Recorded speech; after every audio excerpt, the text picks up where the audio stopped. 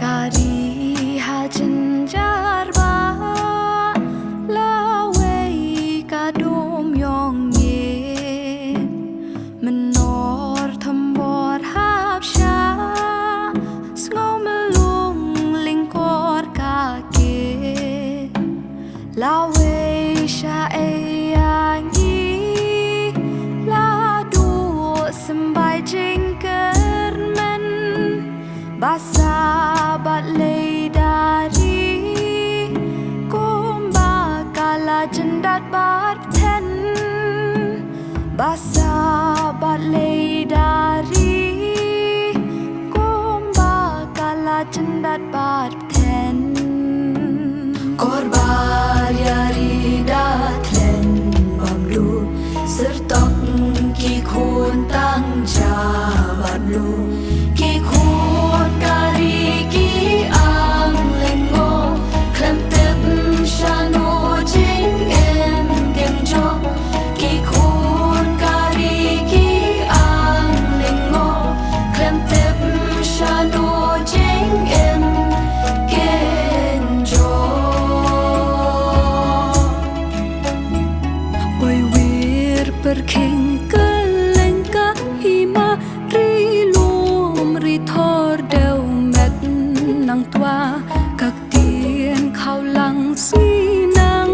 mi lai do stor nang mi kis ngam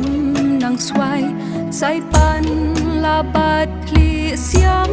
bari shong knor burom la janari trai shong muluk ki trai jaka om de shu ma phi om de manga trai shong muluk ki trai jaka om de shu ma phi om de manga korban yari datlen bamlu sertok ki khon tang jabat lu ki khon kari ki ang lengo klem tep shano jing em gen jo ki khon kari ki ang lengo klem tep shano jing em gen jo ku khun kari lengko gen happy ban ke ban ba ban ten haladi ku khun kari lengko gen happy ban ke ban ba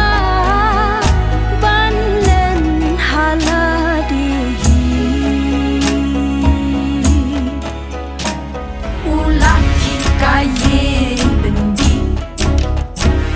utelai pasi bat guli ki am kemang ya pi wat la hasur ngiu kacing ya pi ka athap ublai un sumar un yarap ka e ka jwat terhakam mensim pim day ban salia wat ban ai la jingim ka e ka jwat terhakam mensim pim day ban salia wat ban ai ya la jingim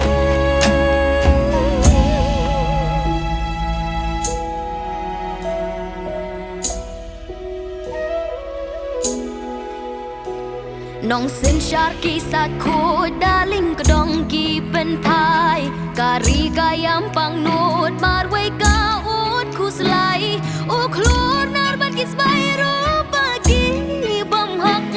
kiyo roj la dostor ba jeng em ka sertok ki korbari ti gila janja lenti shanu gen kan lama no bala ban yo i korbari ti gila janja lenti la dangin la kersil ban pen em